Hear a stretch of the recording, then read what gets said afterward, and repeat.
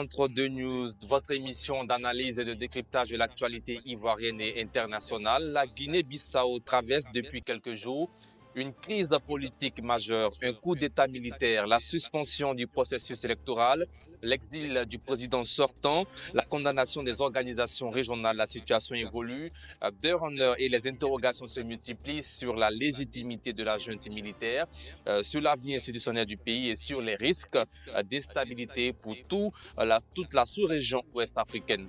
Alors pour faire le point, nous recevons ce soir un panel exceptionnel. Ici à Abidjan, sur ce plateau, Idrissa Keïta, il est journaliste consultant. Bonsoir à vous. Bonsoir. Merci d'avoir accepté notre invitation. C'est moi qui vous remercie, cher confrère. Et puis, docteur Daouda Ouattara, analyste politique. Bonsoir, docteur Daouda Ouattara. Bien. Et puis, avec d'autres intervenants qui sont hors de la Côte d'Ivoire, précisément en Europe, Maître Saïd Larifou. Il est avocat du candidat Domingos Simões Pereira, figure de premier plan de cette crise. Bonsoir à vous, si vous nous entendez.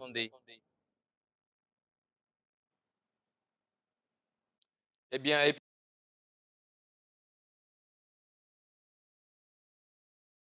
témoin direct des enjeux internes et des attentes des bisous guinéens de l'étranger. Voici nos quatre intervenants à cette émission. Espérons que nos différents panélistes en Europe nous entendent parfaitement. J'ai une première question pour vous, Maître Larifou Saïd. Je rappelle que vous êtes avocat du candidat Domingos Pereira. La question est la suivante. Quelle est votre lecture globale de la situation qui sévit actuellement en Guinée-Bissau, votre pays?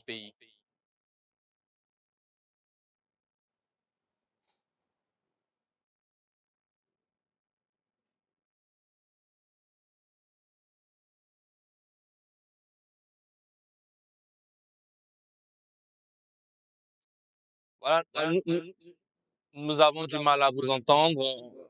Pour un problème technique, on va rapidement essayer de régler ce problème.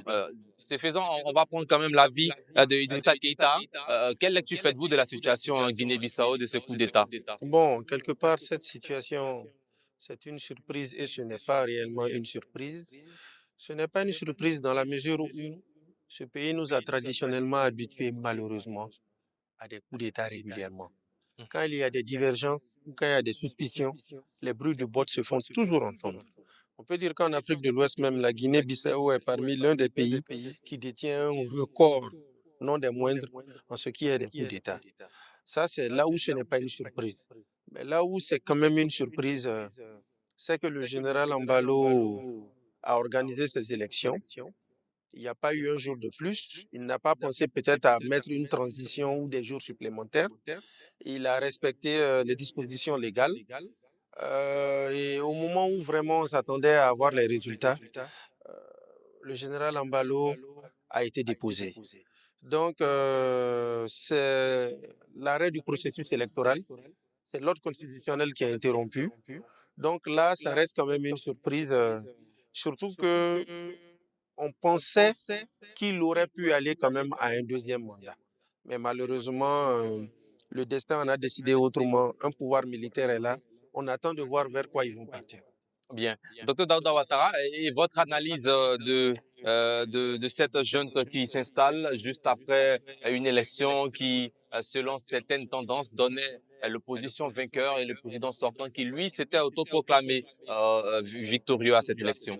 Alors, moi, mon analyse doit commencer par condamner avec fermeté, avec la dernière énergie, ce énième coup d'État perpétré en Guinée-Bissau, parce que ce n'est pas la voie à choisir.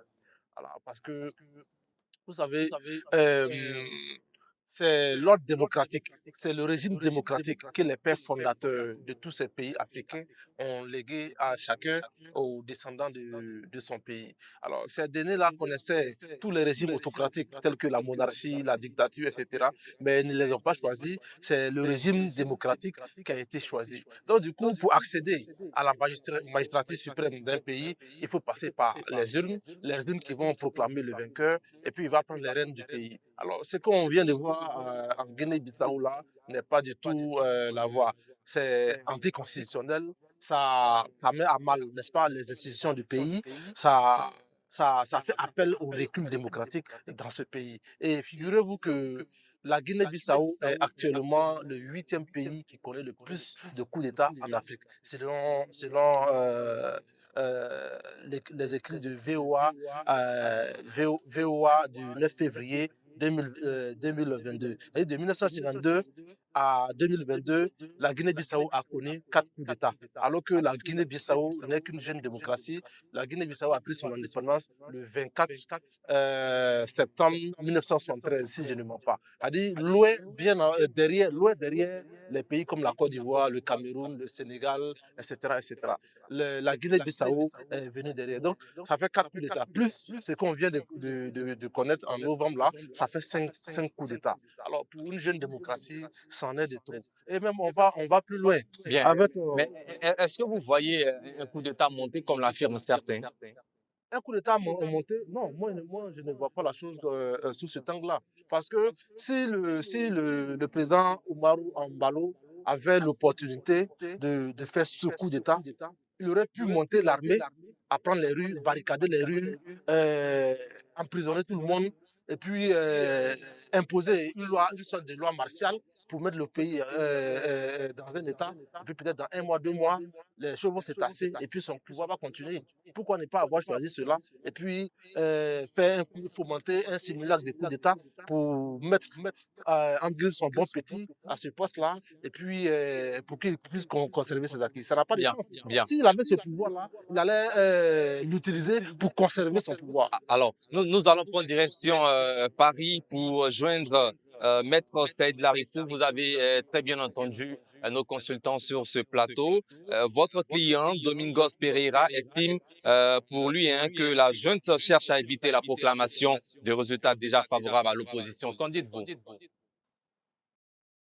Oui, j'espère que les conditions techniques nous permettra d'assurer cet entretien dans de bonnes conditions.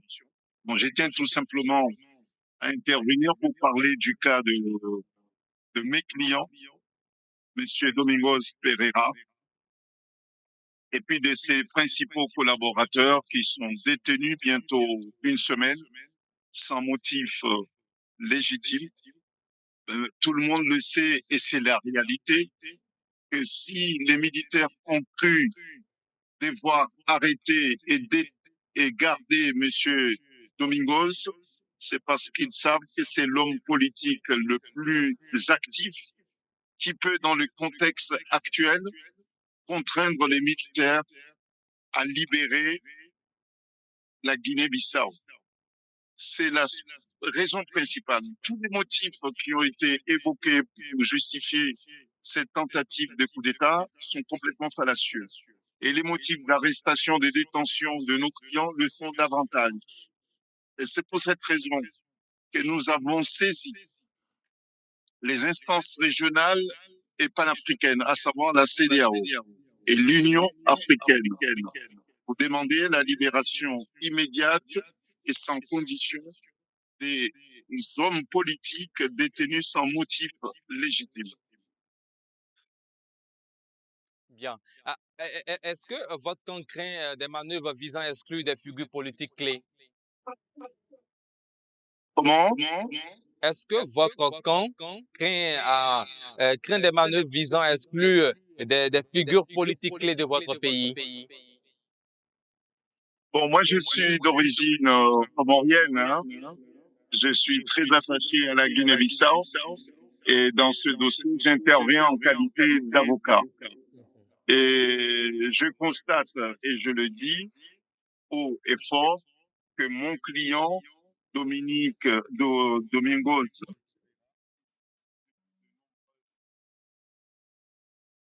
une politicienne pour l'écarter de toutes les compétitions électorales auxquelles rien n'empêche juridiquement et politiquement à ce qu'il se porte au candidat.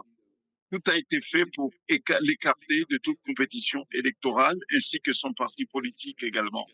Mais cela ne l'a pas empêché de signer un protocole d'accord de Paris, un protocole d'accord politique qui a été signé entre son parti politique et les autres organisations politiques de l'opposition.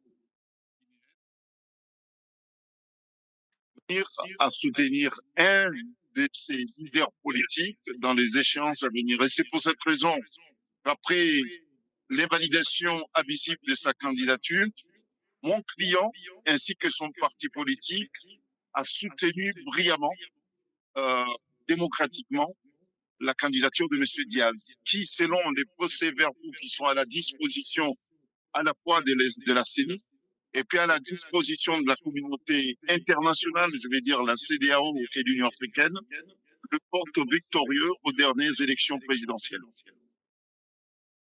Bien, merci. Alors, nous allons maintenant prendre l'avis de Monsieur Flavio Batica Ferreira. Il est député de la diaspora bissau-guinéenne.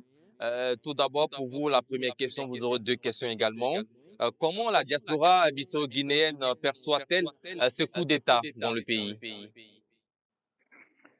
Bonsoir. Bonsoir.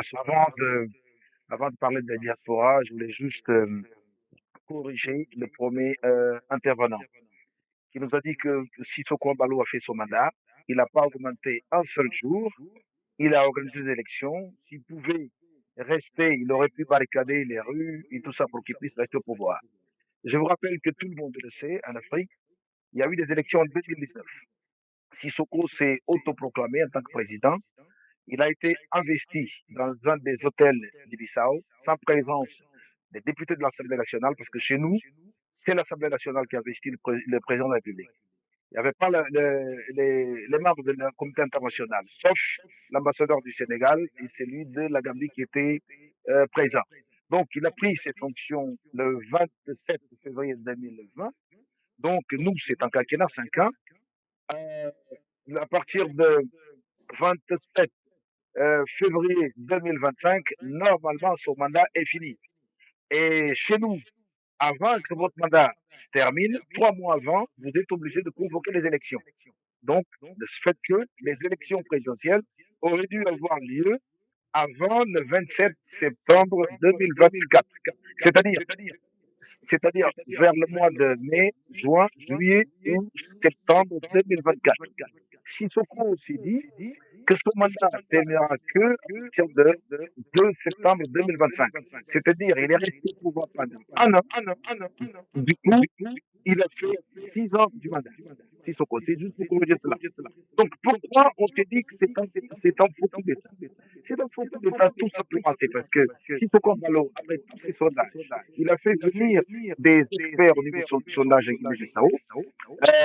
Tous ces sondages les donnaient perdants, pas plus de 30%. PAGC, comme notre avocat a si bien dit, empêché de participer aux élections. PAGC, vous savez que c'est un parti libérateur. C'est le parti qui a amené la démocratie à Guinée-Bissau. Il y a eu beaucoup d'élections à Guinée-Bissau, mais le PAGC n'a jamais empêché un candidat ou un parti à participer dans des élections. Si pour la première fois, il le fait à Guinée-Bissau, PAGC n'a rien fait puisqu'il a des accords avec d'autres candidats. Il a décidé de soutenir le candidat Fernando Diaz da Costa, que tout le monde faisait. Il a gagné de plus de 50% de voix. Sissoko, en comprenant ça, il a voulu passer le pouvoir à l'opposition. Il fait un complot avec l'armée pour que l'armée puisse prendre le pouvoir. Nous tous, on sait que la personne qui a annoncé le coup d'État, c'est Sissoko, qui a pris les médias internationaux pour dire qu'il s'est fait renverser. Si vous le voyez comment il a quitté Bissau, c'est comme un touriste. Hein? Partir au Sénégal. Du Sénégal, aujourd'hui, on sait qu'il est au Congo. Et du Congo, il dirige encore la Guinée-Bissau. Congo-Brazzaville. Donc, il continue de diriger la Guinée-Bissau. Donc, c'est juste pour corriger cette partie, pour comprendre que Sissoko, c'est très bien ce qu'il fait. Il a complot avec l'armée depuis des années, tout le monde le sait, parce que le pays Sissoko a réussi à voir les militaires de son côté et du coup, il fait ce qu'il est en train de faire.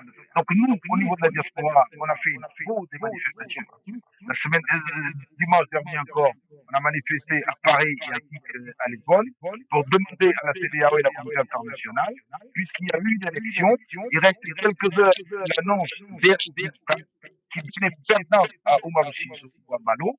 Donc, il faut que ce processus puisse aller au bout, créer des conditions pour que le président de l'Assemblée nationale, de la CNE puisse annoncer le résultat. S'il a tous les candidats, les 9 candidats présents, ils ont tous ces PV, on peut les voter devant la communauté internationale spéciale euh, la CEDEAO pour que le président vainqueur puisse être élu et pour que la Guinée-Bissau puisse sortir de cette crise que aussi ça pourra appuyer avant.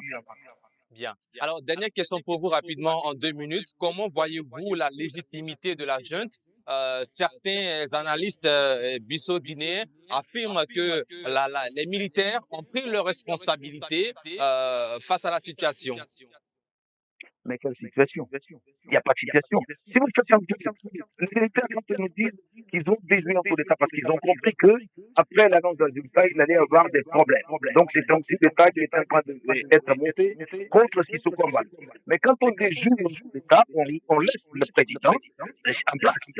Donc on arrête un coup d'État et on demande à Omar Sissoko de quitter le pays et qu'on reste au pouvoir.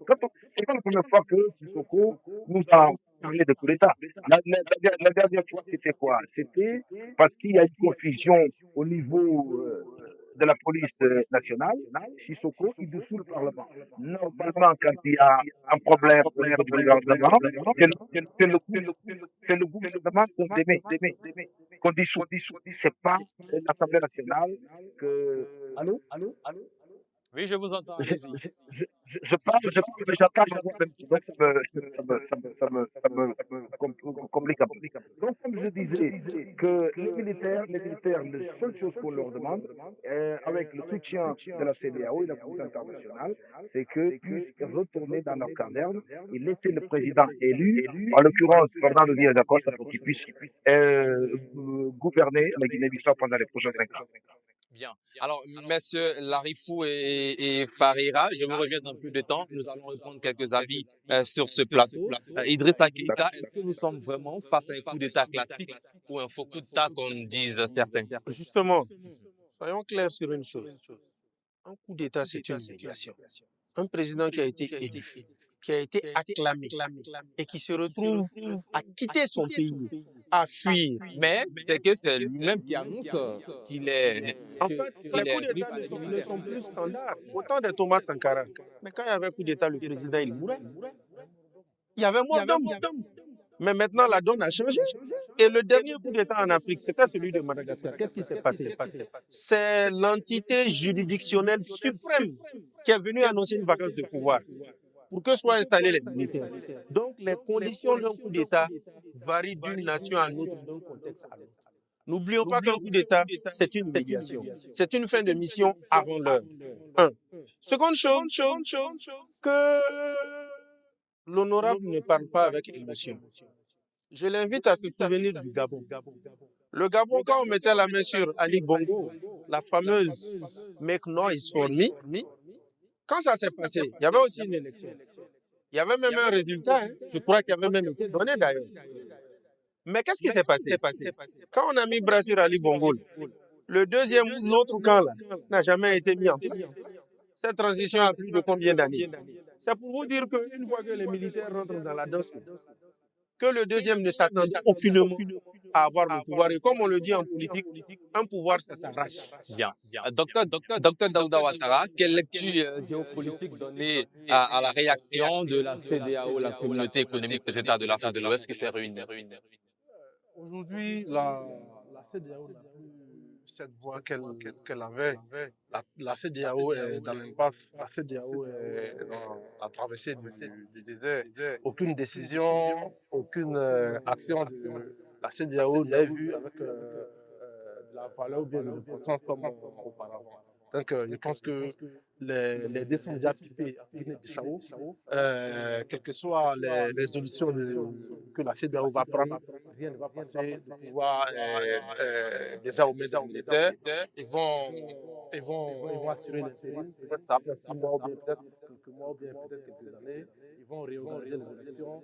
Et puis peut-être un civil va monter au pouvoir. Si donc les dés sont déjà pipés, la CEDEAO n'a plus de poids. La CEDEAO n'a plus de crédibilité. pour intimer leurs acquis que ce soit quitter le pouvoir Manu Militari ou bien de plein gré. Voilà, ça c'est fini ça. Surtout avec ce qui s'est passé au Niger, où la CEDEAO a abordé les muscles entre guillemets, et puis au finish, ça a accouché d'une souris. Donc, à partir de là, la CEDEAO a perdu toute crédibilité des populations ouest-africaines et surtout aux yeux des putschistes, puisque malgré tout ce qu'ils faisaient, malgré tout le bruit de la CEDEAO, les coups d'État continuent. Voilà. Et nous sommes, alors, selon Africa News du 13-8e mois 2024, des 7 coups d'État perpétrés en Afrique ces 3 dernières années, 5 se sont déroulés en Afrique de l'Ouest, notamment le Mali, le Burkina Faso, le Niger, la Guinée et tout dernièrement le 27 novembre, la Guinée-Bissau. Donc, ce qui veut dire que sur 8 coups d'État, il y a eu 6 qui se sont passés en Afrique de l'Ouest. Ce qui veut dire que la CEDEAO est en baisse. La CEDEAO Est-ce que vous estimez que la CEDEAO pourrait demander officiellement la restauration du candidat vainqueur de cette élection et que cela pourrait être une réalité, instaurée réellement? Et c'est en ce sens que je vais rejoindre mon confrère journaliste qui a dit clairement que c'est fini, c'est déjà acté. Quand la jeune militaire rentre dans la danse, c'est fini ça. Et ça dit que la CEDEAO ils fixent une période, 3 mois, 6 mois, ou bien quelques années, ils assurent l'intérim. Après, ils organisent des élections. Ils ont parlé de l'eau. Ils partent. S'ils ne peuvent partir, ils ne départent pas. Il a cité le cas du Gabon. Au Gabon, il y a eu élection. Et il y a eu proclamation de résultats. Et dans les contestations, il y a eu coup d'État. Ali Bongo a été débarqué. Maintenant, il y a eu celui qui a pris la tête du pouvoir à la tête du pays, à réorganiser les élections. Il est aujourd'hui président de la République du Gabon. En Guinée-Conakry, Aïma Barou Doumbia, quand il a fait le coup d'État, il a même fait un référendum tout récemment. Actuellement, il est candidat pour les élections à venir. Donc, ce qui veut dire que ce qui se passe en Guinée-Bissau, c'est déjà vu et déjà su. Donc, le processus est en cours. Moi, je ne pense pas que ceux-là vont vouloir laisser le pouvoir aux civils. Je voulais revenir. Bien, allez-y rapidement. Il faudrait aussi rappeler que concernant la CEDEAO, Oumarou Sissoko Embalo, le général, a quand même été président en exercice. Et c'est quelqu'un qui a toujours été en bon terme avec tous ses voisins. Il avait des problèmes à son élection avec deux présidents. Le président Alpha Condé qui a été cassé, et surtout le président Alassane Dramane Ouattara. Mais tout est rentré dans l'ordre. Il fut même invité d'honneur en Côte d'Ivoire ici en 2022 lors de la fête d'indépendance. Mais de janvier 2022 à maintenant, il y a eu au moins 5 à 6, voire même 7 tentatives de coup d'État contre lui, qu'il a réussi quand même à déjouer. Donc, Oumarou Sissoko Embalo était quand même menacé perpétuellement. Peut-être que, bon, comme c'est un général, il est issu du corps sécuritaire, il savait un peu comment anticiper. Mais cette fois-ci, il a dû céder le pouvoir, il a dû passer la main. Maintenant, le second point pour chuter, c'est la détention des leaders politiques. Mais chaque fois qu'il y a un coup d'État, on va prendre pêle-mêle. Madagascar, le président est échappé, il est en exil. La Guinée dont nous parlons, Alpha Condé en Turquie, c'est Loudalen Diallo entre le Sénégal et Abidjan. Mais comment expliquer le cas de la Guinée-Bissau? Le président sortant, lui, est en exil et les principaux opposants sont en incarcération. Non, mais parce que généralement, quand il y a un coup d'État, la première cible, théoriquement et logiquement, c'est le président en exercice. C'est lui qui est aux affaires, c'est lui qui a l'armée, c'est lui qui a l'appareil sécuritaire. Mais dans certains pays, on assiste à l'arrestation du président sortant, mais dans ce cas, ce n'est pas pareil. Mais dans tous les coups d'État, tous les présidents n'ont pas été mis aux arrêts. Dans tous les coups d'État, tous les présidents n'ont pas été mis aux arrêts. J'ai parlé de Madagascar. Voilà, il y a même au Mali, Ibrahim Boubacar Keïta n'a pas été mis aux arrêts, quand bien même que certains membres de sa famille ont pu s'exiler. Donc, c'est pour dire que l'épisode en Guinée-Bissau est quand même très frustrant. Oumarou Sissoko Embalo avait un bilan. Il avait une très bonne diplomatie, mais ce qui est arrivé est arrivé. Désormais, nous allons suivre la suite de cette transition parce qu'on a quand même remarqué qu'essentiellement de ses connaissances sont dans cette histoire. Est-ce une trahison? Est-ce un désaveu? Est-ce des divergences? Le temps nous dira. Bien, rapidement, avant Rapidement, de faire le tour avec comme si nos invités comme si le président Omar Sissoko était Nostradamus, il avait annoncé en son temps, au moment d'être président de la CEDEAO, il avait proposé une force africaine de lutte contre les coups d'État. Oui, oui. C'était réclamé depuis. Ça a été réclamé depuis. Et comme s'il était Nostradamus, comme s'il prévoyait ce qui allait se passer dans ce pays, il a voulu que cette force se mette en place. Donc, c'est pour dire que quand on est au pouvoir, il faut s'attendre à tout. Mais il va falloir que la CEDEAO soit ferme pour lutter efficacement contre ces coups d'État. Parce que quand un peuple décide de lire quelqu'un pour prédestiner à Basile suprême de leur pays, il va falloir que ces derniers aillent jusqu'au bout. Il ne faudrait pas que les militaires viennent avec les armes faire de n'importe quoi à la tête du pays. Parce que quand il y a coup d'État, il y a forcément des conséquences. Par exemple, il y a la détérioration de la situation sécuritaire, comme ce qu'on voit par exemple au Burkina Faso, au Mali, au Niger actuellement. Il y a le recours de la démocratie. Actuellement, dans certains pays où il y a des coups d'État, où ce sont des politiques qui sont au pouvoir, quand tu parles de la liberté d'opinion, la liberté d'opinion et d'expression sont muselées, la presse muselée, les opposants muselés, dans certains pays même il n'y a plus d'opposition. Vous voyez, c'est compliqué. Alors, et puis la régression aussi des investissements, que ce soit les investissements nationaux ou étrangers. Alors, c'est le pays qui recule. C'est-à-dire, dans son ensemble, quand il y a coup d'État, il y a le manque de confiance. Et c'est le blason du pays qui ne fait que s'entacher. Voilà. Donc, il va falloir que la CEDEAO soit ferme sur ce point-là. Merci, docteur Daouda Ouattara. Nous allons joindre, s'il est avec nous, Flavio Batika Fareira, je rappelle, député des Bissau Guinéens de la diaspora. Une question pour vous, c'est la dernière question bien sûr. Quelles sont vos attentes aujourd'hui de la junte militaire qui s'est installée dans votre pays? Est-ce que vous êtes pour, vous espérez de cette junte le retour à l'ordre constitutionnel les prochaines heures? Si par rapport au bilan de Oumarou Sissoko Embaló, Oumarou Sissoko Embaló, dès son départ, parce que quand on veut devenir président de la République dans un pays, il faut connaître au moins le système politique de ce pays.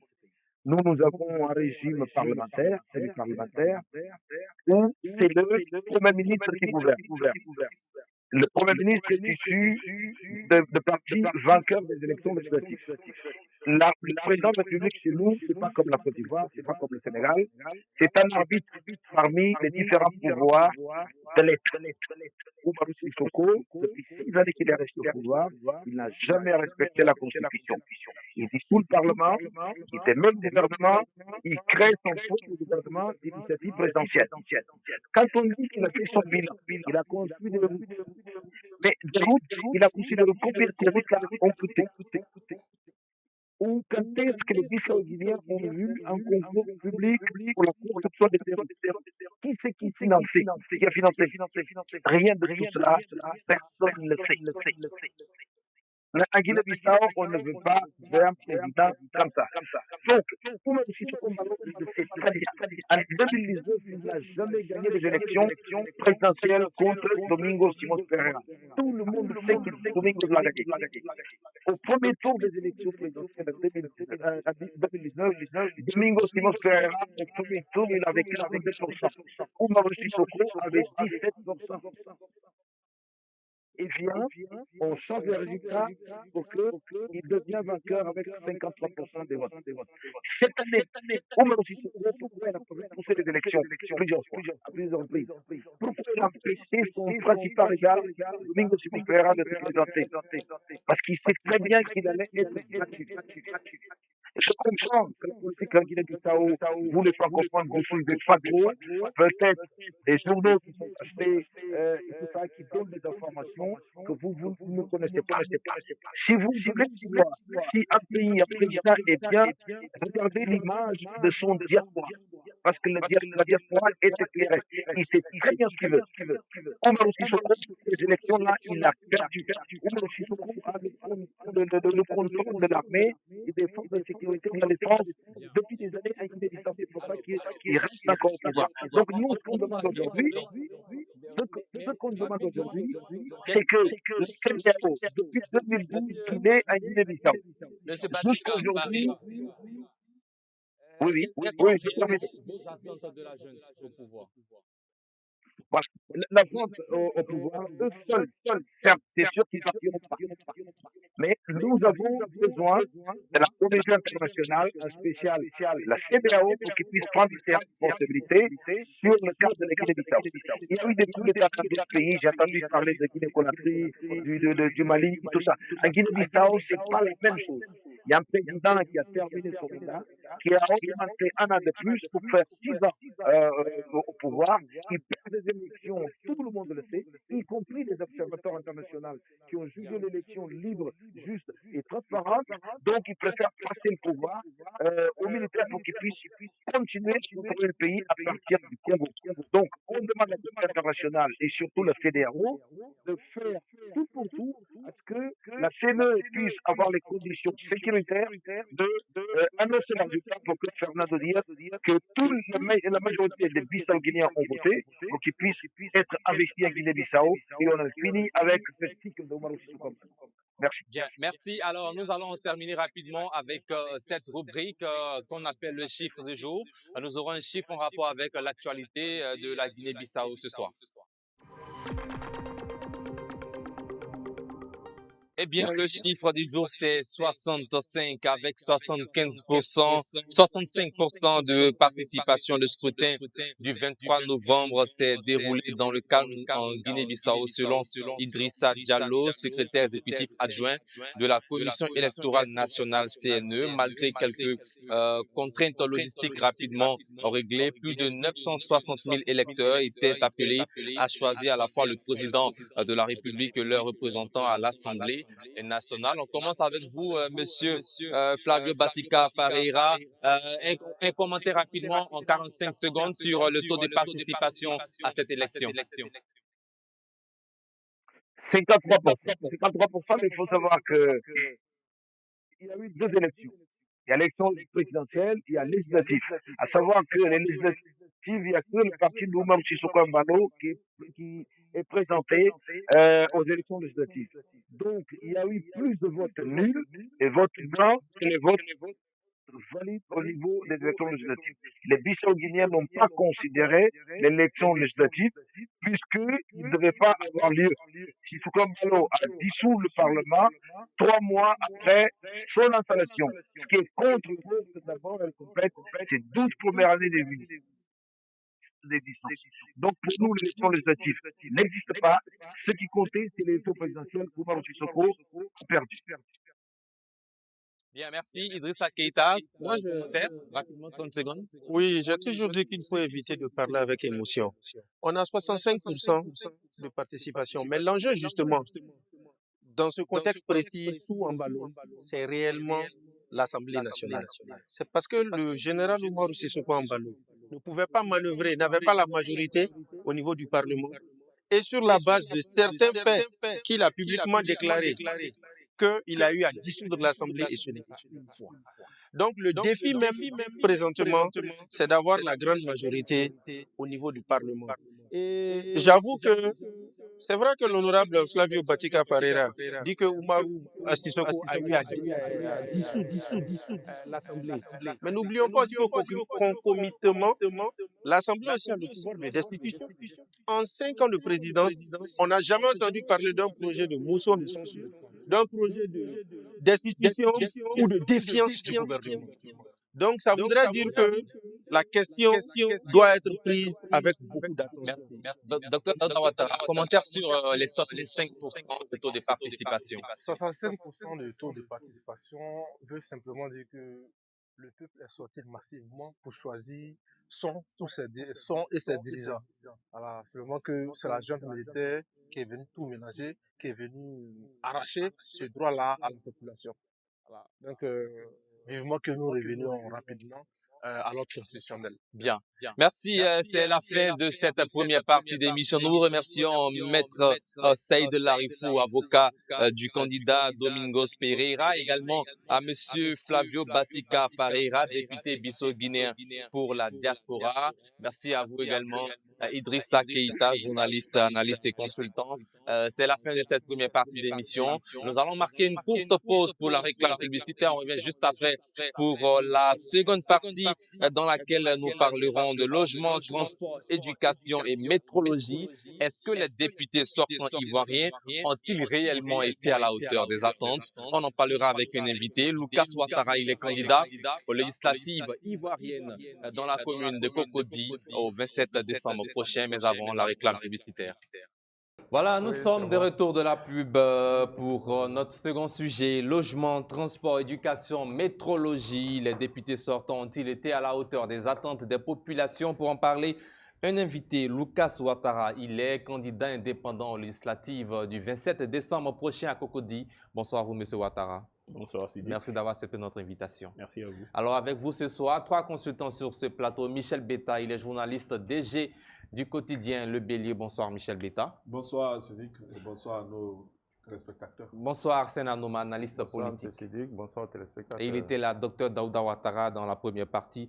Nous commençons d'abord par la question du logement. Est-ce que vous estimez que les députés sortants ont-ils apporté des réformes concrètes pour réduire le coût du logement en Côte d'Ivoire? Et puis, si jamais vous êtes élu député ivoirien, qu'est-ce que vous proposerez, par exemple, sur le coût du logement qui est parfois élevé? Alors, je pense qu'on devrait reformuler la question. La question, c'est de savoir, est-ce que malgré la dernière législature, les problèmes du logement persistent pour les populations? Parce que incriminer directement les députés, ça peut ne pas le faire. Par contre, est-ce que malgré la dernière législature, les problèmes existants dans le secteur du logement continuent pour les populations? Si on reformule comme ça, la question se répond d'elle-même. C'est-à-dire que normalement, le coût du loyer à Abidjan qui part de façon faramineuse vers des sommets qu'on n'avait jamais atteints avant, on a cette augmentation spectaculaire chaque fois que quelqu'un sort d'une maison. Le prochain qui vient subit systématiquement une augmentation. On a donc tous les problèmes autour du logement, qui sont là, qui sont encore visibles malgré la dernière législature. Donc, comme c'est une mise en bouche, on va commencer par présenter ça sous cet angle-là, et puis on développe au fur et à mesure. Bien, docteur Daouda Ouattara.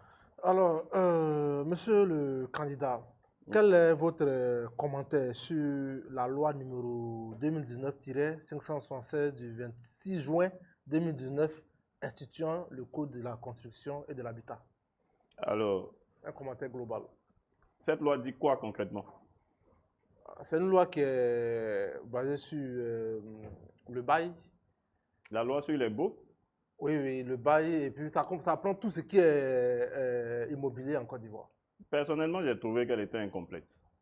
J'ai trouvé que cette loi est incomplète parce qu'à aucun moment elle ne parle de sanctions. À aucun moment elle ne parle de sanctions que pourrait subir, par exemple, le bailleur s'il se retrouvait en train de brimer par son attitude un locataire. La loi là établit les bases de fonctionnement du secteur locatif en matière de bail, mais elle ne tient à aucun moment compte des réalités sur le terrain. On peut venir vous dire que vous payez 2 mois d'avance pour le loyer, 2 mois de caution. Ça, c'est dans la pratique. Mais dans les faits, est-ce que c'est vraiment ce qui arrive sur le terrain? Quand vous vous retrouvez, parce que le minimum, c'est 5 mois. Il y a le mois d'agence dont il faut tenir compte.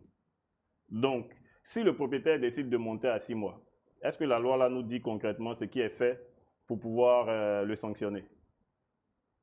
Donc la loi, elle est incomplète, c'est mon avis. Elle est incomplète, je pense qu'elle doit subir un petit toilettage pour s'adapter aux réalités des populations ivoiriennes. Bien, Arsène Anouma.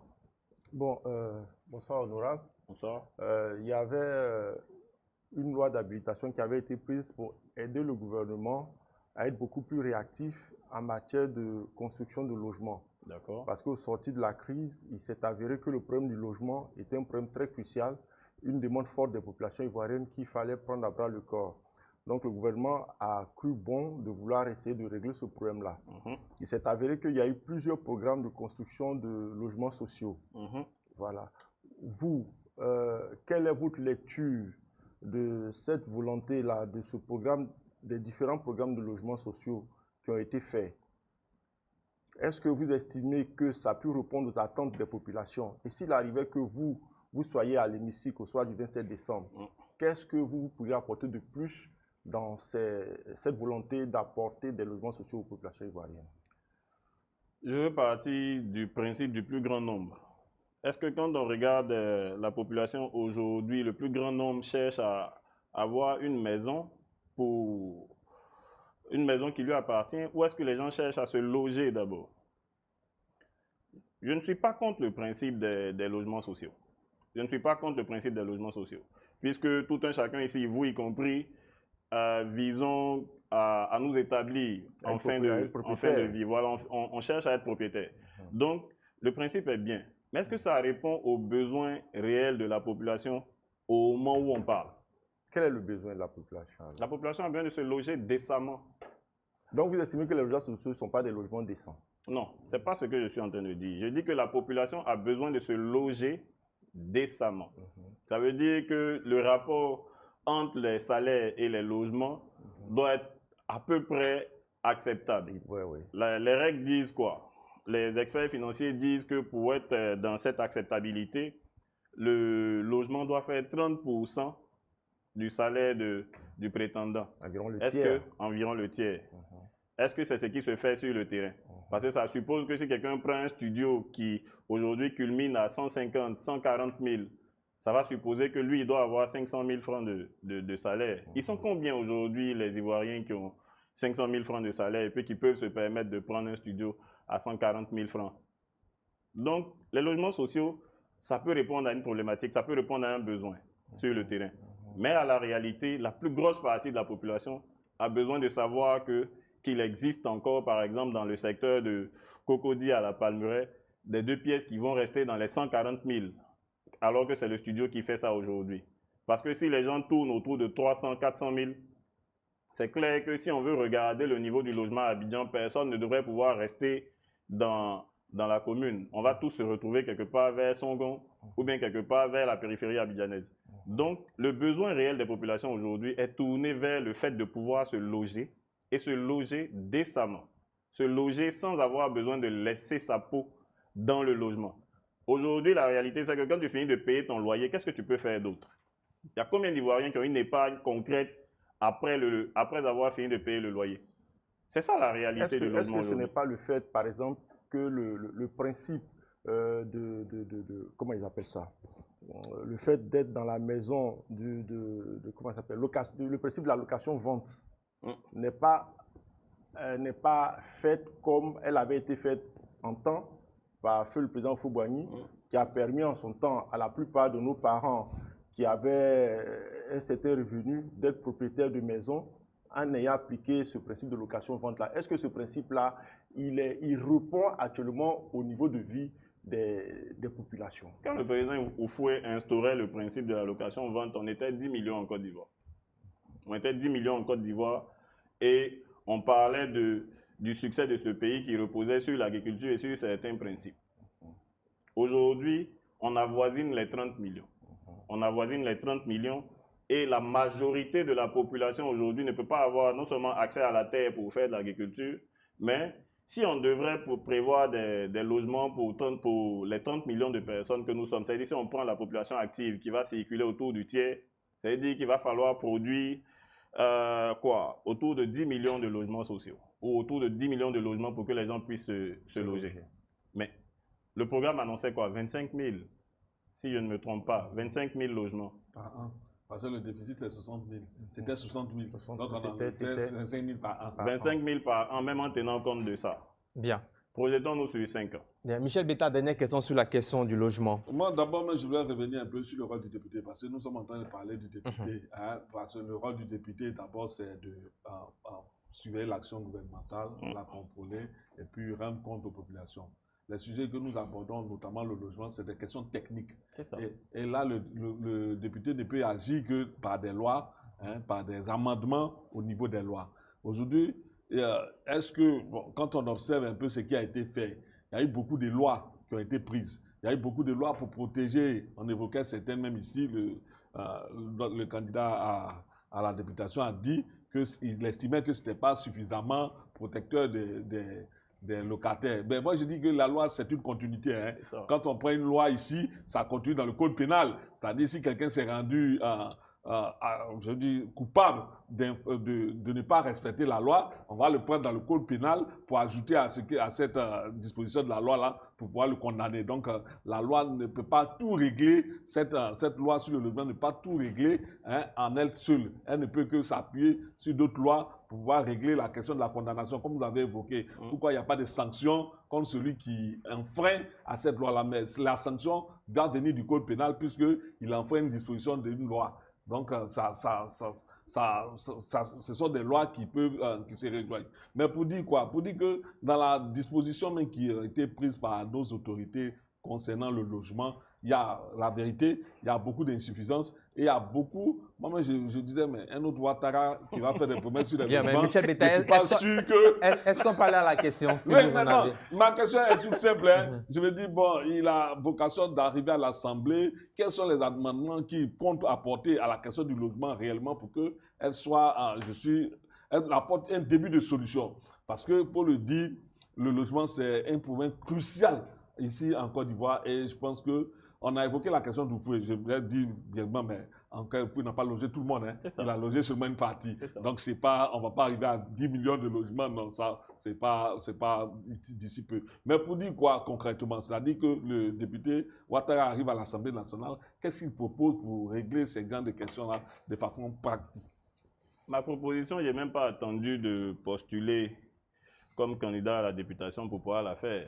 Le ministère de la Construction, si on regarde dans leurs archives, vont trouver au moins 5 de mes courriers là-bas qui font état de propositions. J'ai toujours crié haut et fort qu'il fallait plafonner les loyers abidjanais. Donc, l'une des premières propositions que je veux pouvoir apporter justement à ce niveau-là, c'est de pouvoir faire entendre cette question du plafonnement.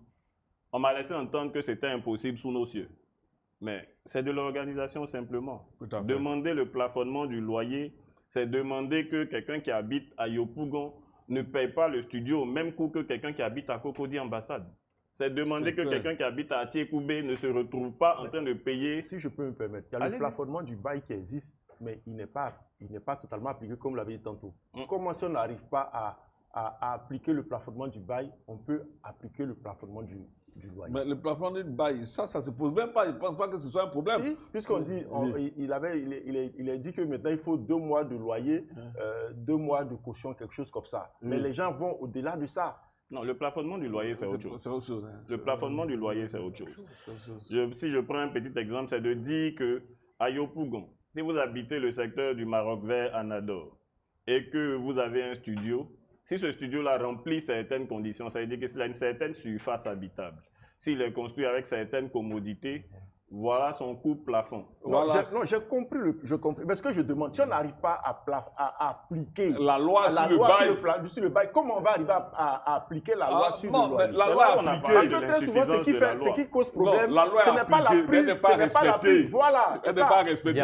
Mais comme toutes les lois, quand elles ne sont pas respectées, c'est à celui qui est là. Merci Michel Betta. Alors, on n'a plus assez de temps. Nous allons rapidement parler de la question du transport. Est-ce que vous estimez que les députés sortants ont réellement exercé un contrôle efficace sur les politiques de transport en Côte d'Ivoire?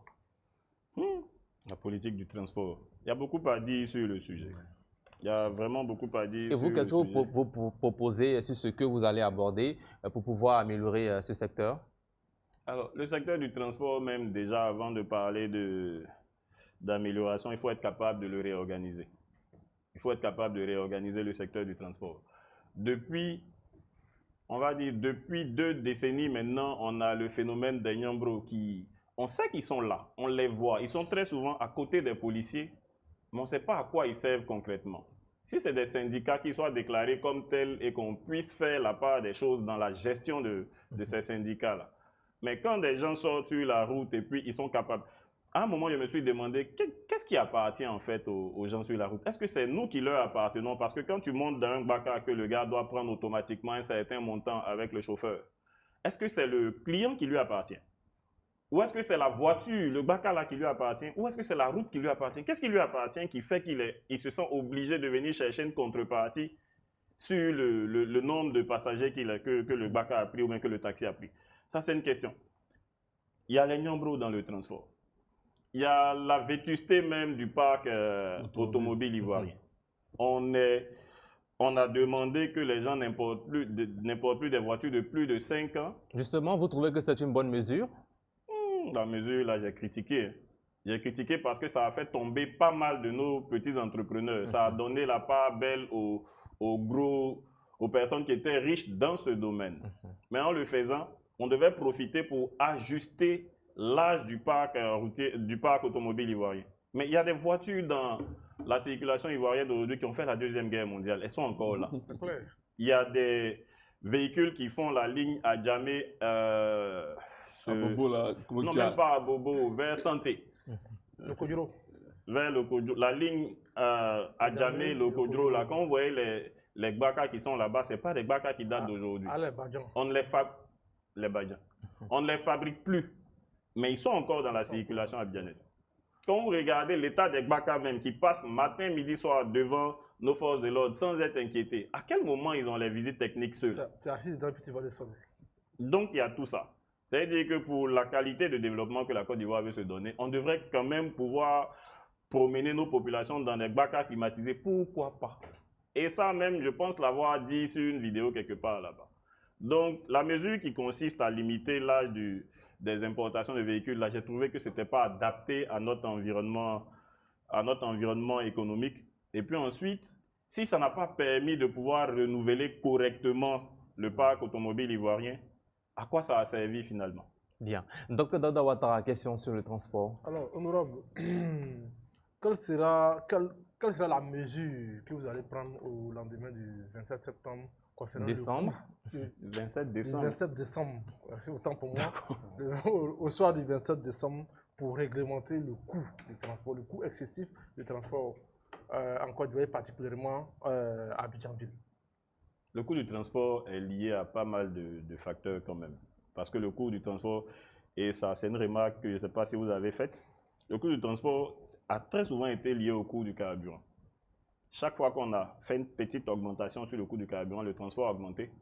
Mais chaque fois que le carburant a diminué, le transport n'a pas diminué. Ça n'a pas diminué, effectivement. Voilà. Donc, le coût du transport étant lié à quelques petits facteurs, il faut déjà chercher à changer la qualité. Parce que si on me dit que d'Adjamé à Benjerville, je dois payer 700 francs, et que pour ces 700 francs-là, je pars d'un Gbaka climatisé, je suis prêt à me sacrifier pour éventuellement essayer de faire ça. Si on me dit que je pars d'un Gbaka où l'apprenti est répertorié, où le chauffeur est répertorié, où ils sont connus quelque part dans les annales du ministère, et que par conséquent, en cas d'accident, les passagers sont pris en compte, je peux quand même accepter de payer un certain montant.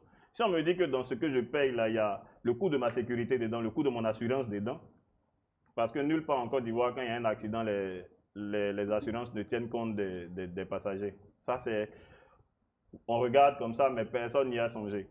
Et donc, parmi les lois qui vont être proposées pour pouvoir éventuellement améliorer ce secteur-là, il faut tenir compte de l'humain.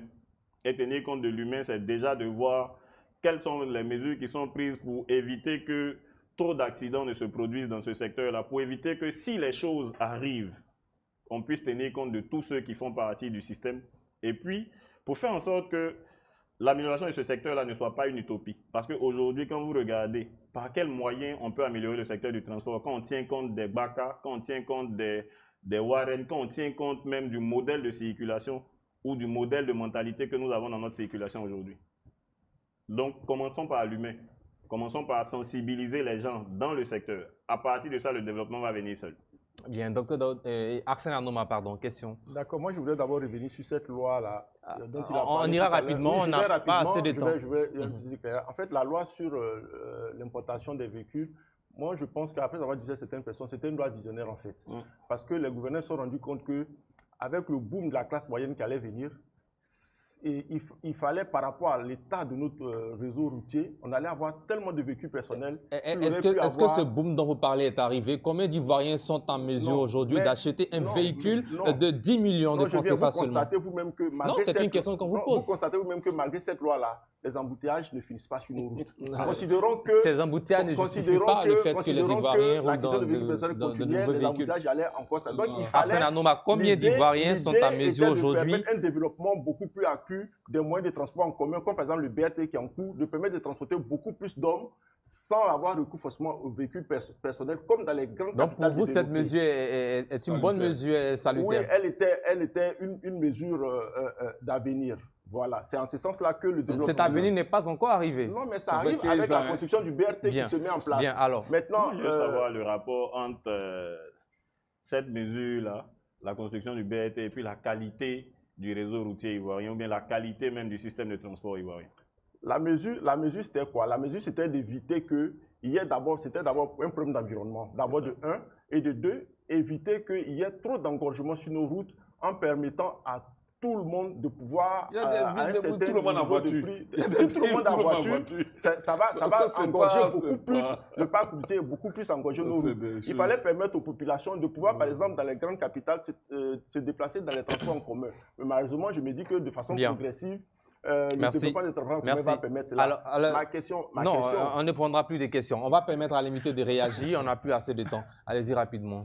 Oui, alors, dans la façon dont cette mesure-là s'est déployée, certainement qu'elle partait d'une bonne intention. Ce n'est pas la première fois qu'on aurait des lois qui partiraient d'une bonne intention et puis qui, dans la pratique, se retrouveraient annulées par les réalités. Elle a été annulée par la réalité. Ce qu'on constate, c'est qu'il y a effectivement beaucoup de voitures à Abidjan, mais ce sont des voitures inaccessibles au commun à la petite population, à la classe moyenne de la population. C'est ça la réalité. Parce qu'en faisant entrer des voitures d'un certain âge, on se retrouve avec l'incapacité pour une certaine frange de la population de pouvoir s'offrir une voiture décente. Donc, c'est pour ça que je disais tout à l'heure que quand on a appliqué cette mesure, il fallait profiter pour rectifier l'âge de notre parc automobile. Si on l'avait fait, il n'y allait plus avoir trop d'anciennes voitures et donc les gens allaient être obligés à un moment ou à un autre de vendre ce qu'ils ont en tenant compte de la capacité des gens. Mais ce n'est pas le cas. Aujourd'hui, là, vous avez des 205 qui circulent encore, qui continuent d'être vendus à des particuliers. Il y a des voitures d'1,5 million qui sont sur le marché, mais quand vous regardez, là, vous savez si vous prenez ce qui va vous arriver. Donc ça, c'est l'une des conséquences néfastes. Sinon, c'est l'une des... Voilà. C'est quelque chose à quoi on ne s'attendait pas en mettant cette mesure en place. C'est dommage, mais c'est ça. Merci. Alors, pour question de temps, on va maintenant parler éducation. On commence avec Michel Betta. Oui, vous savez même, je vais parler tout de suite d'éducation, mais je voulais dire un seul mot sur la question de transport. Vous savez, quand on veut, on a parlé de est-ce qu'ils étaient à la hauteur? C'est le thème de notre... C'est ça. Voilà, est-ce qu'ils étaient à la hauteur? Quand on veut mesurer, il faut une unité de mesure. Ça, sans unité de mesure, on ne peut pas faire de la mesurette avec nos analyses, il faut des unités de mesure. On veut voir le transport s'améliorer, mais où voulons-nous, qu'est-ce que nous voulons atteindre par le thème améliorer notre système de transport? Ça, c'est la première question. Quand on aura défini cela, on pourra vraiment mettre tout ce qu'on veut dedans pour l'atteindre. Mais pour l'instant, on n'y est pas. Mais pour parler d'éducation, vous savez, la question de l'éducation est une question nationale. Ça ne peut même pas être laissé au niveau d'un seul ministère. Donc aujourd'hui, on peut se poser la question de savoir est-ce que les écoles ont été construites? Est-ce que les formateurs de ces enfants dans les écoles ont été suffisamment bien formés? Est-ce que les infrastructures ont suivi? Mais on l'a vu avec la plainte d'un des candidats également qui était passé ici hier, je pense. Il a dit dans sa région qu'il n'y a pas véritablement d'école dans les villages. Plusieurs villages manquent d'écoles. Donc, en fait, le développement que nous souhaitons au niveau de l'éducation pose réellement problème parce que le gouvernement ne fait que nous donner des chiffres, avoir construit des milliers d'écoles, mais à la réalité, quand on observe sur le terrain, on ne le voit pas. C'est pourquoi j'ai parlé d'unités de mesure. Si on n'a pas ces unités de mesure-là, aujourd'hui, moi, je souhaite que les députés qui iront à l'Assemblée nationale puissent avoir avec eux, surtout au niveau local, des unités pour mesurer, pour dire, quand ils vont finir de voter le budget, voilà ce qui est prévu dans ta région. Est-ce que c'est ce qui a été prévu là? Tu as noté ça, on me dit on aura 10 écoles dans ta région. Tu notes ça, à quel moment les écoles vont se faire? On le note et puis on peut vérifier réellement si cela a été fait. Donc moi, je souhaite que, comme on l'a dit ici, le candidat à la députation, vraiment, je veux qu'il soit élu, c'est un souhait. Amen. Voilà. Et qu'il puisse porter cette mesure-là à l'Assemblée nationale. Parce que sans cela, on sera toujours dans le billard. On sera toujours dans le billard, on vote des lois. On écoute les ministres techniques. Ils viennent présenter ce qu'ils ont à faire. Mais après, on a le temps de mesurer ce qu'ils ont fait. Donc, pour cela, je dis, écoute, au niveau de l'éducation, moi, j'ai beaucoup de plaintes à formuler, mais on est toujours dans les chiffres et puis la réalité nous montre le contraire. Bien. Merci Michel Betta. Monsieur Lucas Ouattara, quels sont vos plus grands projets si vous êtes élu député pour le système éducatif ivoirien? Je pense qu'il faut changer de façon structurelle le système éducatif. Il faut l'adapter à la réalité de l'emploi aujourd'hui. Est-ce que le système éducatif est adapté aux besoins que les enfants qui vont à l'école aujourd'hui auront dans 5, 10, 15 ans? Bien. Et comment cette loi pourrait, par exemple, intervenir? Alors, comment elle pourrait intervenir déjà? Il n'y a pas regardez. Vous connaissez combien d'écoles qui ont une salle informatique correcte? Dans les écoles publiques? Oui, des écoles publiques. Parce que Non, la plupart du temps, c'est les écoles. On parlera des ils les ont mis, mais le projet a bloqué. La dernière fois, j'étais dans une école où le projet a été monté, les ordinateurs sont là, mais ils n'ont jamais décollé depuis plus de 5 ans. Vous voyez, alors que le système éducatif, en fait, devait être depuis au moins 10 ans numérique. C'est-à-dire que le principe de la numérisation permettait de limiter la tricherie, ça permettait de limiter les tripatouillages au niveau des notes des enfants. Vous connaissez combien d'écoles aujourd'hui où il y a une infirmerie digne de ce nom? Oui, c'est très peu. Ça n'existe presque pas même. C'est-à-dire que si on n'est pas en train de parler d'une certaine catégorie d'écoles, dans nos écoles, si vous prenez nos écoles publiques normales, là, il n'y a pas vraiment... De temps en temps, il y a un infirmier, ou bien de temps en temps, il y a un aide-soignant qui est là, mais il n'y a pas vraiment d'infirmerie. Vous connaissez combien d'écoles aujourd'hui qui ont des bibliothèques? C'est-à-dire qu'en début d'année, comme ça, on demande aux enfants d'envoyer papier hygiénique. Donc, si vous regardez dans les écoles, là, vous allez voir plein de papier hygiénique. Mais il n'y a pas de livre. À quel moment on change la structure de l'école pour pouvoir faire en sorte d'avoir dans une école tous les différents paramètres en fait, qui permettent aux enfants d'être bien pris en charge et puis d'être enseignés comme il faut, avec des enseignants de qualité aussi. C'est là où je parle du modèle structurel de l'école. Parce qu'avant de penser à ce que l'école produit aujourd'hui, avant de penser au nombre d'écoles déjà, on peut avoir 10 000 écoles sur toute l'étendue du territoire et puis qui ne correspondent pas aux besoins réels des enfants. Ça peut se faire. Le gouvernement peut décider aujourd'hui de mettre 500 écoles dans chaque circonscription. Quand on finit ça, on a plein d'écoles partout. Mais est-ce que ça va correspondre aux besoins réels des enfants? Est-ce que notre petite enfance qui commence l'école aujourd'hui, on est sûr qu'elle sera formée elle sera formée de façon qualitative? Donc voilà un peu où je parle de changement structurel. Et puis est-ce que l'enseignement aujourd'hui est adapté à ce qu'on veut obtenir pour les enfants demain? Vous vous souvenez que quand nous on partait à l'école, il y avait le principe simple des dates à retenir. 1235, on parlait de bataille de Kirina. Et 1077, la fin de l'empire du Ghana par les Almoravides. Si j'ai retenu ça aujourd'hui, c'est parce que l'enseignement d'antan a été de qualité. C'est parce qu'on nous obligeait à travailler pour pouvoir acquérir des bases. Est-ce que ça existe encore au niveau de nos enfants aujourd'hui? Oui, ça existe. Comment on fait pour ramener l'école à ce niveau?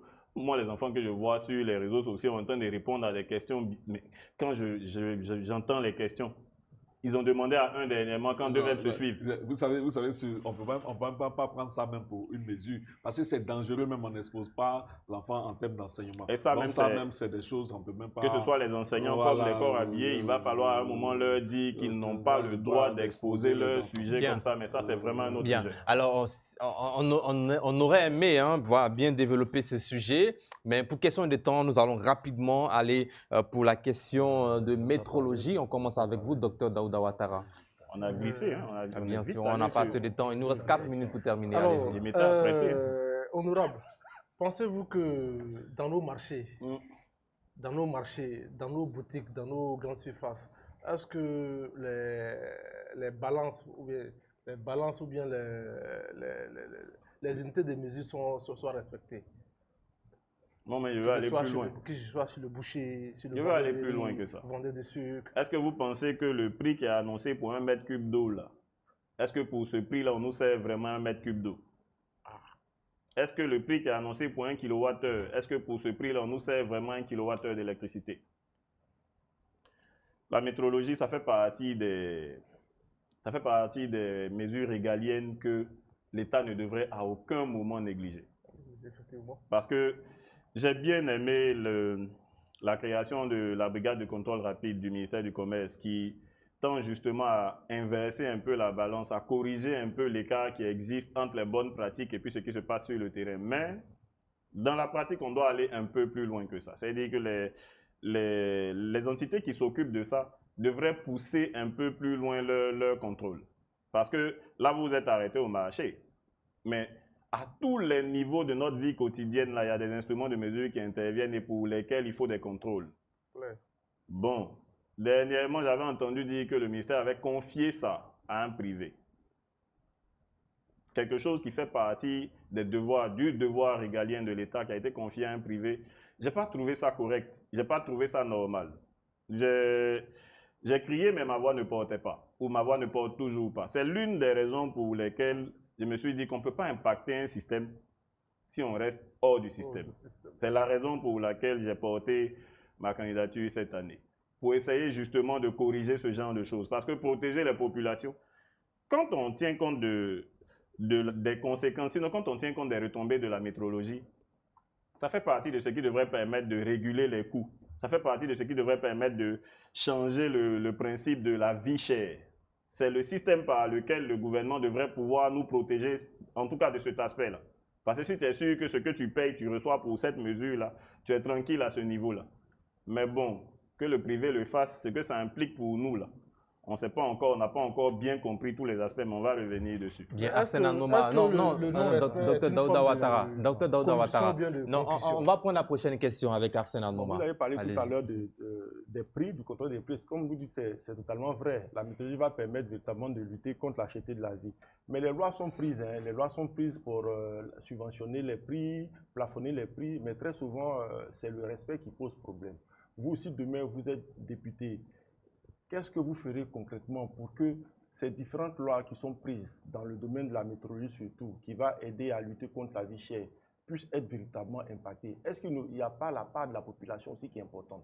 Parce que très souvent, on nous dit que tel produit coûte tel prix, mais quand on arrive on est face à un prix qui est affiché, qui n'est pas celui du prix donné par exemple, le gouvernement ou bien l'instance, on paye et on ne dit rien. Ça veut dire que parfois, il y a un gap entre la prise des lois et le ressenti ou bien la réaction de la population face à l'application de ces prix-là.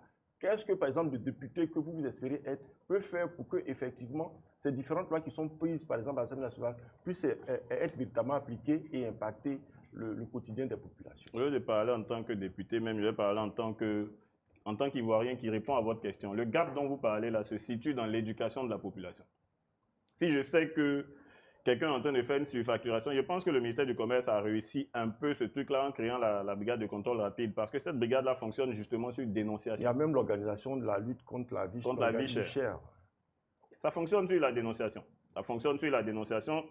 C'est-à-dire que vous voyez un commerçant qui ne pratique pas correctement les prix, vous les appelez, ils viennent, ils vérifient et puis ils apportent les sanctions. Ça participe à la sensibilisation des populations, ça participe à l'éducation des populations. Maintenant, le vrai problème, c'est quoi? Le commerçant vous dira que le coût auquel il a eu ce produit-là l'oblige à pouvoir surfacturer un peu, à pouvoir monter un peu. Donc, on va se retrouver dans un autre domaine au niveau de la production, on va se retrouver dans un autre domaine au niveau du coût du transport et de tout ce qui va rentrer en ligne de compte. Mais le vrai gap va résider dans l'éducation de la population. Et en ce qui concerne justement cet organe dont je parlais, un peu comme tous les organes dits autonomes ou qui sont censés être autonomes, en fait, il faut leur permettre de ne pas avoir leur tête nommée. Pour qu'ils soient efficaces, pour que la BCR, par exemple, soit efficace, il ne faut pas que sa tête soit nommée par le responsable du dessus, parce que si ça se fait comme ça, elle ne rend compte qu'à celui-là. Mais regardez, je vais digresser un peu, mais je pense qu'on va se comprendre. Quand on parle de la nomination d'un sénateur, je dis n'importe quoi, parce que sur 99 sénateurs, 33 sont nommés. Mais si je vous nomme, vous êtes sûr de pouvoir dire quelque chose qui ne va pas à mon avantage? Ça dépend de la personne qui est nommée aussi. La redevabilité là va faire que, clairement, vous n'aurez pas d'autonomie. Et l'une des forces, en fait, de notre population, ce serait d'avoir les structures de contrôle là, autonomes par rapport à qui est censé faire le travail, qui est censé faire l'appréciation.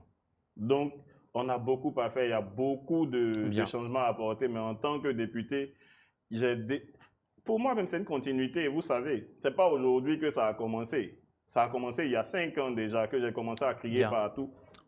Merci, M. Lucas Ouattara. On aura l'occasion, je vous le promets, la semaine prochaine, on parlera de la cherté de la vie avec vous. Alors, ce faisant, c'est l'heure de votre rubrique Le Carton Rouge.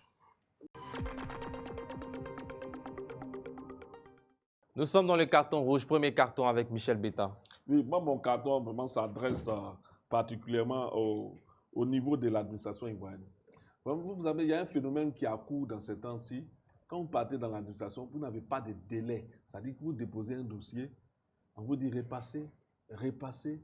Il n'y a pas de délai, de sorte que tu peux, un dossier, même tu as ça, pour une autorisation, tu as pour 1 an, on peut te faire 6 mois avant de te la remettre. Donc, ça fait que tu ne peux pas travailler avec ce qu'on te donne, puisque le temps qui t'était imparti est suffisamment passé. Il faut que l'administration se donne des délais pour achever les dossiers. Bien. Docteur Daouda Ouattara, carton rouge. Alors, mon énième carton rouge à l'entreprise qui est en charge de la construction du pont reliant Siporex à la zone industrielle, la voie de Pougon en Améré. Vraiment, ça fait plus d'1 an que cette voie est fermée et la circulation est difficile. Carton rouge à cette entreprise-là pour le ralentissement des travaux. Arsène Anouma. Bon, mon carton rouge, c'est à l'encontre des policiers municipaux. Il y a un phénomène qu'on constate depuis un certain moment. Quand tu passes aux abords des marchés ou bien des endroits où il y a des commerçants, tu vois qu'ils prennent des marchandises de certaines personnes, pendant que d'autres personnes sont également en train de vendre sur la voie publique. Ils font quoi? Quelles sont les prérogatives? Est-ce qu'on doit saisir les marchandises de tout le monde, mais c'est certaines personnes qui doivent voir les marchandises saisies? Il faut que ce soit clarifié parce que parfois tu tombes sur une scène. La dernière fois je passais, il y a une jeune fille qui est sortie avec ses pagnes, ils ont pris ses pagnes, elle était toute en pleurs, toute attristée, alors que pendant ce même temps, il y a d'autres personnes qui continuent à vendre à côté et tu vois d'autres commerçants qui vont rejoindre les policiers municipaux en train de discuter. Il faudrait que ce soit véritablement réglementé pour qu'on sache qui fait quoi dans cette situation. Merci. Lucas Ouattara, carton rouge. Mon carton rouge, pour coller à la thématique de la discussion d'aujourd'hui, ça va aller vers l'Assemblée nationale. Je ne peux pas comprendre que des gens qui ont une immunité parlementaire ne parlent pas lorsque le peuple souffre. Ça, c'est vraiment pour eux mon carton rouge. Donc, ça répond à votre question. Est-ce qu'ils ont été à la hauteur? Bien. La réponse est dans le Merci. Maintenant, nos consultants, bien sûr, merci à vous, Dr Daouda Ouattara, Michel Betta et Arsène Anouma. Monsieur Lucas Ouattara, vous resterez sur ce plateau pour une dernière rubrique. Sans détour, c'est maintenant. Voilà, bonsoir Christelle Bédé, c'est l'heure de Sans détour. Bonsoir Sidik. Monsieur Ouattara, dites-nous, est-ce que vous vous sentez bien à Cocody? Oui, très bien. Alors pourquoi voulez-vous changer les choses si tout va bien? Se sentir bien ne veut pas dire que tout va bien. Moi, je me sens bien. Mais est-ce que tout va bien à Cocody? Alors dites-nous, dans ce cas, qu'est-ce que vous voulez changer? Je veux changer le modèle de fonctionnement. Je veux changer la façon dont certaines choses fonctionnent. C'est quoi le modèle de fonctionnement que vous dénoncez? Alors, à Cocody, déjà, je parlais tout à l'heure du coût du loyer. Cocody est réputé pour avoir des loyers faramineux. Je parlais du coût du transport qui varie en fonction de l'heure de la journée. Je parlais du coût de certaines surfaces qui ne sont pas adaptées au type de population qu'il y a là-bas. Vous parlez des questions qui touchent directement aux populations. Exactement. Est-ce que ces populations qui ne vous voient presque pas doivent vous faire confiance? Faire confiance, ça commence un jour. Oui, on ne voyait pas, mais si vous m'avez donné aujourd'hui, en venant ici aujourd'hui, je commence à me faire voir. Donc, ces populations vont commencer. Est-ce que vous pensez que c'est approprié pour ces législatives de partir devant des populations pour dire, voici, je veux être candidat parce que je veux changer telle ou telle chose? Est-ce que ce n'est pas quelque part faire preuve d'incrédibilité en fait? Quoi? Ne pas être crédible. Ce n'est pas une question de crédibilité. Est-ce que votre question sous-entend que c'est maintenant que je commence? Si votre question sous-entend que c'est maintenant que je commence, là vous êtes dans le fond. Non, pas du tout, pas du tout. Okay. On dit simplement que depuis toujours, les loyers à Cocody passent du simple au double. Pourquoi se saisir justement de ces législatives pour brandir la question comme si ces populations, en fait, n'en étaient pas informées? Je vous avais répondu tout à l'heure que ce n'est pas aujourd'hui que j'ai commencé à parler de ça. Ça fait bientôt 5 ans que je parle de ça. Aujourd'hui, en fait, je disais tantôt que... Qu'est-ce qui n'a pas changé alors? Pardonnez? Qu'est-ce qui n'a pas changé si ça fait 5 ans que vous parliez de ça aujourd'hui? Ce qui doit changer par contre, c'est la façon dont je suis perçu. J'ai besoin de pouvoir impacter le système de l'intérieur. J'ai fini par comprendre. Non. En étant sur les réseaux sociaux uniquement, en étant une voix qui ne porte pas, en étant une voix non autorisée, on n'a pas de possibilité de faire changer les choses. Vous dites que vous avez une nouvelle idée. C'est quoi cette idée? On a parlé de nouvelles idées ici. Vous dites que vous êtes candidat? Oui. Vous voulez forcément apporter quelque chose de nouveau? C'est quoi? Forcément, on veut apporter quelque chose. C'est pas forcément du nouveau qu'on apporte, mais on vient apporter des modifications à ce qui existait de façon à le rendre mieux que ce qui est là aujourd'hui. C'est quoi par exemple?